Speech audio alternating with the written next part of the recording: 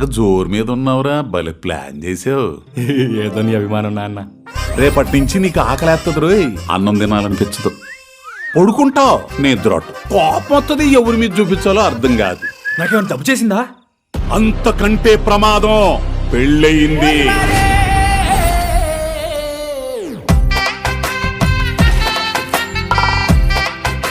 కిందేముందిరా చూస్తున్నావు? 10 చుక్కల ముగ్గో 20 చుక్కల ముగ్గో చూస్తున్నాను నాన్న. అగో, నువ్వు మంచోడి కాదు నాన్న. నువ్వు వేసే యాసాలని నాకు తెలియదు అనుకున్నావేమో.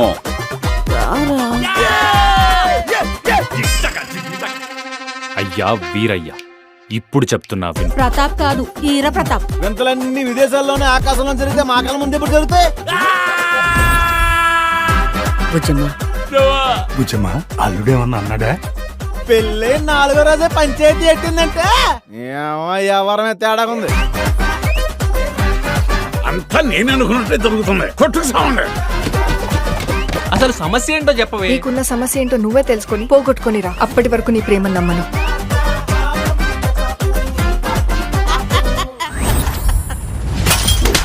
వెళ్తున్నా ప్రతాప్. ప్రేమలో మోసం మాత్రమే ఉంటుందని నిరూపించావు. బుజ్జమ్మని ఎప్పటికైనా వెనక్కి తీసుకొస్తానన్న నమ్మకం రోజు రోజుకి పోతుందమ్మా. అర్థమయ్యేలా చెప్తే బుజ్జం వింటుంది. బుజ్జమ్మని తీసుకురావా? మాట్లాడి మనిషిని తీసుకురావచ్చు కానీ తన భయాన్ని పోగొట్టలేం. నాది ప్రేమే కదరా.